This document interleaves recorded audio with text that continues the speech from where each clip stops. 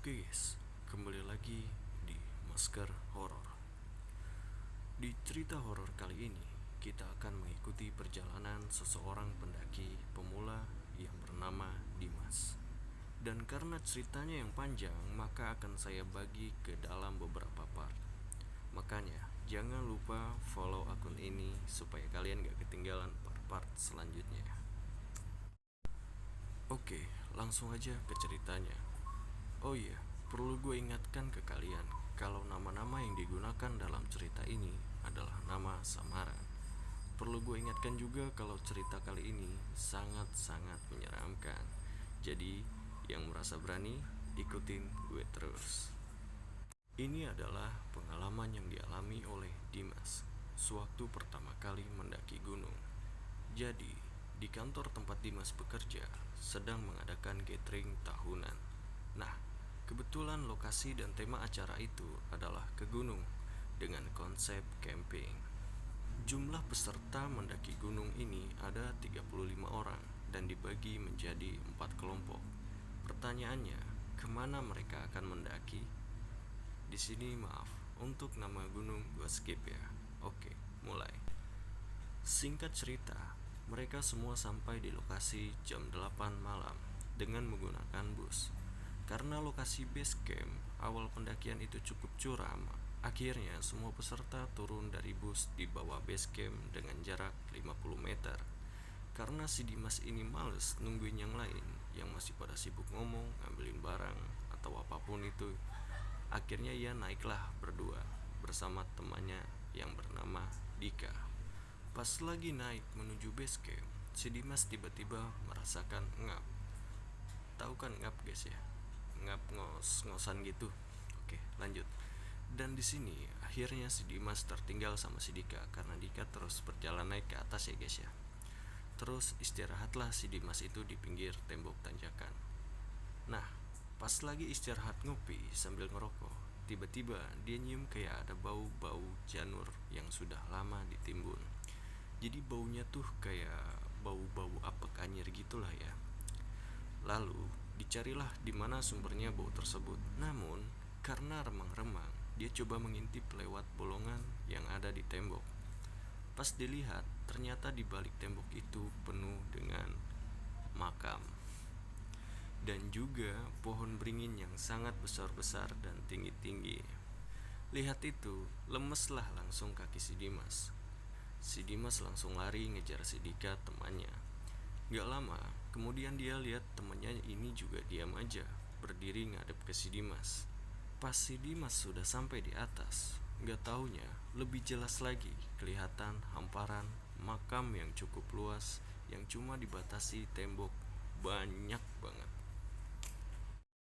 Yang bikin serem itu makam kunonya itu dikasih kayak kayu-kayu gitu, jadi kayak rumah-rumahan, jadi kayak rumah-rumahan makam tapi kayak rumah ya, kayak makam-makam Cina gitu ya guys. Si Dimas mikir di kaki base camp aja kuburan, apalagi di atas. Gak lama kemudian peserta lain pun menyusul mereka. Sesampainya di base camp, mereka langsung dikumpulkan oleh panitia. Mereka diabsen dan segala macam lah. Nah, di sini tim ranger memberikan beberapa peringatan di antaranya. 1. Jangan bunuh makhluk apapun, bunuhlah waktumu. 2. Jangan ambil apapun kecuali foto. 3. Jaga ucapan dan perilaku. 4. Gak boleh menebang pohon. Dan 5. Gak boleh buang sampah sembarangan.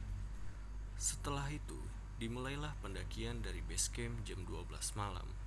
Perjalanan ke pos 1 diawali dengan melewati kebun kentang.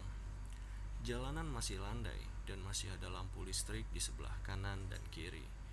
Dari 4 kelompok itu, si Dimas berada di kelompok pertama atau kelompok 1.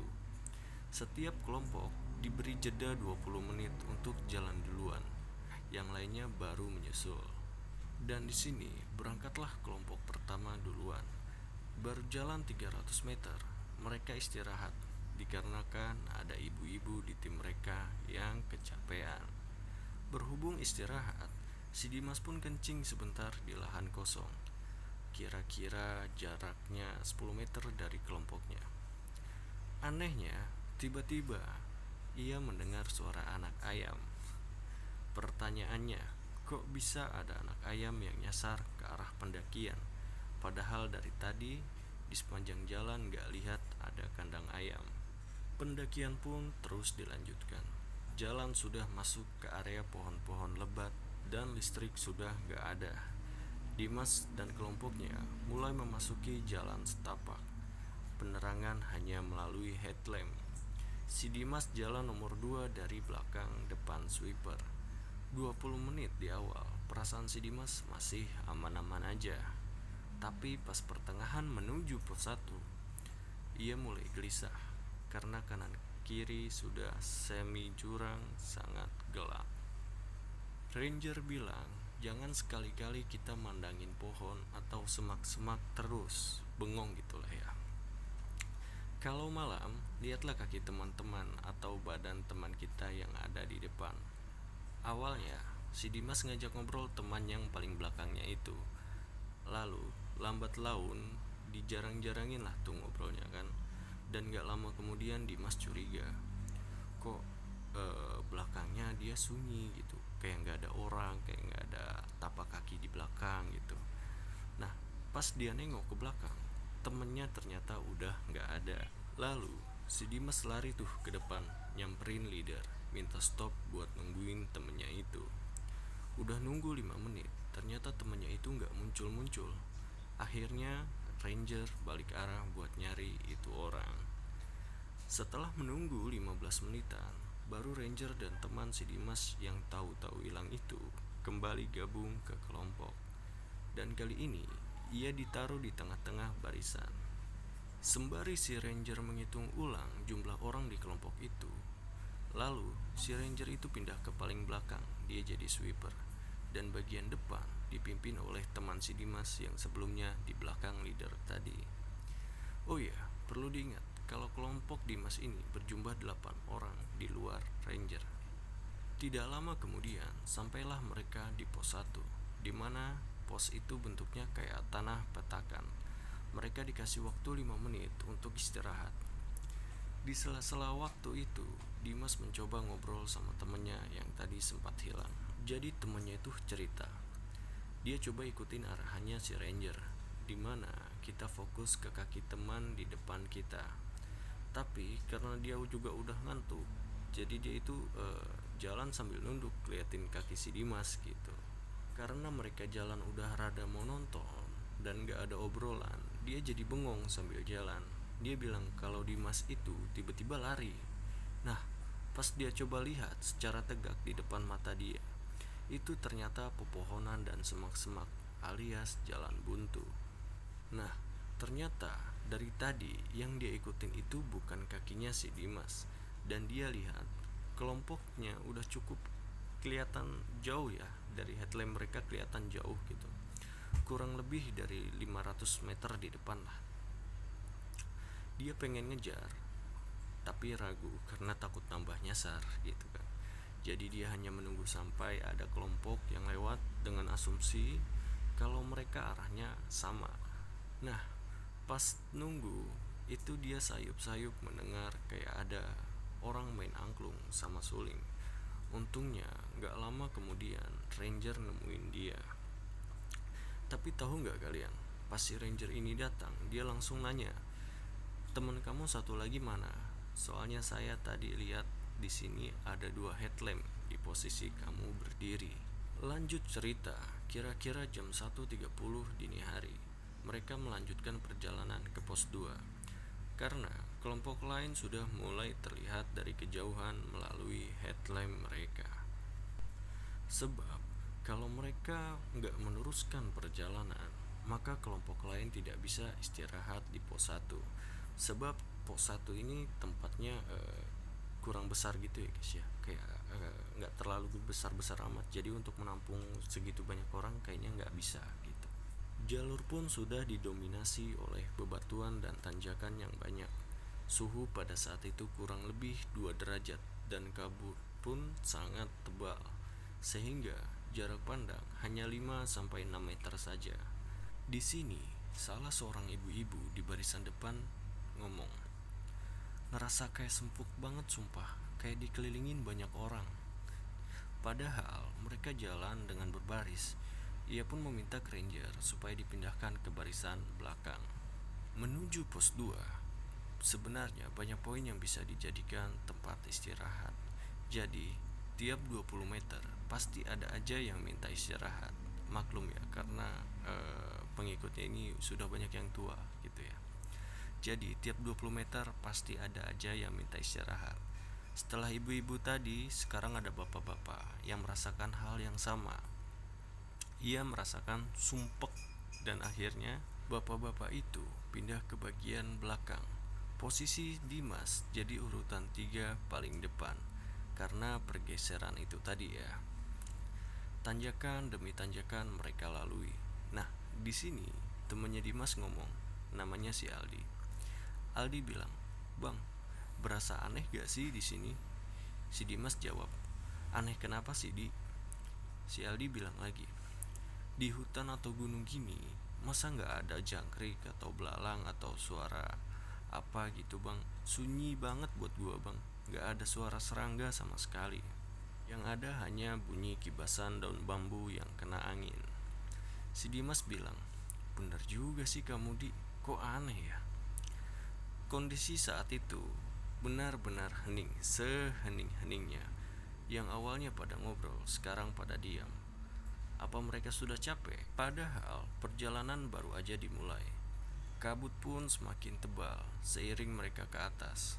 Dan tiba-tiba si leader ngasih aba-aba. "Pak, Bu, di depan sepertinya ada tenda dan ada orang pada berdiri di sana. Saya rasa area itu cukup untuk jumlah kelompok kita. Gimana kalau kita istirahat sejenak di sana?" Anggota satu bilang, "Memang kelihatan ya. Kalau memang ada, boleh deh kita istirahatin kaki dulu sebentar."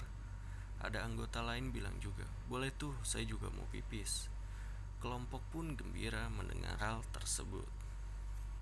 Karena mereka semua udah merasa capek, hawa dingin, kabut tebal, sunyi juga, besar harapan mereka untuk bisa bertemu dengan pendaki lain sekaligus istirahat. Dimas yang ada di posisi 3 dari depan tidak bisa melihat adanya tenda, tapi ya tetap positif thinkingnya. Mungkin itu karena kabut kali ya. Nah, jalanlah mereka menuju ke sana dengan agak cepat. Tapi yang jadi pertanyaan, kok mereka nggak sampai-sampai? Para anggota pun mulai bertanya-tanya, bukankah harusnya sudah sampai kalau memang di depan mata? Si leadernya juga bilang, "Iya nih, harusnya gitu. Tapi ini sebentar lagi kok. Tuh kelihatan mereka melihat kita sambil melambaikan tangan." Terus tuh akhirnya mereka berjalan. Gak lama kemudian, akhirnya si Dimas maju ke depan dan bertanya sama leader, "Mas, kok ini gak sampai-sampai ya? Mas yakin ada orang di sana?" "Itu mas, saya lihat kok. Mungkin kita tertipu jarak pandang aja karena kabut ya." Dalam hati si Dimas bilang, "Masa iya sih?" Mereka pun berjalan lagi sekitar 7 meter dan si Dimas kembali bertanya, "Mas, mana nih? Harusnya dengan jarak pandang segini lu gak bisa lihat objek yang jauhnya di atas 5 meter dari kita." Terus leader menjawab, "Nah itu, tiap udah makin dekat kok kayak dia ngejauh lagi." Gak lama kemudian, ranger yang di belakang lari ke depan. Lalu dia bilang, "Mulai dari sini, saya yang jadi leader dan kamu pindah ke belakang." Sontak saja semua pada kaget melihat kelakuan ranger yang tiba-tiba seperti itu. Si ranger sama sekali gak ngomong apa-apa dan tidak menjelaskan apa yang dilihat leader sebelumnya. Lalu si Dimas bertanya pada leader tersebut, "Mas, tadi di depan katanya ada tenda sama orang. Kapan kita nyampenya ya? Kasian, ada yang mau pipis, mau istirahat." Leader pun menjawab, "Saya gak saranin kita berhenti di area ini. Sampai dengan jarak 200 meter ke depan gak jauh. Setelah itu akan ada area yang cukup buat kita istirahat. Tapi harus di area itu ya." Dimas pun pasrah mendengarkan itu dan mereka meneruskan perjalanan. Sepanjang perjalanan, gak ada sama sekali tenda dan orang yang dibilang leader sebelumnya. Lebar jalan aja kurang lebih 50 cm. Kurang lebih 30 menitan sampailah mereka di lokasi yang dimaksud si ranger. Langsunglah mereka semua istirahat. Di situ si Dimas mencoba bertanya kepada temannya yang bisa merasakan atau melihat hal-hal seperti itu ya. Mas, tadi ada apaan sih? Lalu temannya menjawab, namanya juga tempat yang jarang dikunjungi orang. Kadang kita suka ketipu mas. Maksudnya tadi itu penampakan. Nah, di situ temannya Dimas tidak menjawab. Dia langsung mengalihkan pembicaraan. Tapi tiba-tiba teman Dimas yang lagi ngerokok di pojokan batu besar jalan setengah lari menuju si Dimas yang lagi ngobrol. Terus langsung jongkok, lalu ditanya, lu kenapa? Anjir, aneh gue di sini bray. Gak betah gue. Ini masih jauh gak sih? Emang kenapa? Udaranya dingin banget ya, kata Dimas. Itu tuh, tadi kan gue lagi ngelosor tuh sambil ngerokok nyender di batu gede sana. Masa tiba-tiba gue denger ada suara anak kecil pada cekikikan di belakang batu itu. Kan gak mungkin ada anak kecil di area kayak gini, jam segini pula. Si Dimas pun dan temannya yang bisa merasakan langsung diam 1000 bahasa. Teman si Dimas ini yang bisa merasakan namanya adalah Mas Burhan. Mas Burhan bilang, tadi itu yang dilihat leader sebelumnya emang bener ada tenda sama orang. Tapi posisinya itu nggak di sana, sebenarnya di sini. Mereka cuma pengen tahu bahwa mereka dulu pernah ada. Coba aja tanya ranger. Mas Burhan bilang, tadi itu yang dilihat leader sebelumnya emang bener ada tenda sama orang. Tapi posisinya itu nggak di sana, sebenarnya di sini.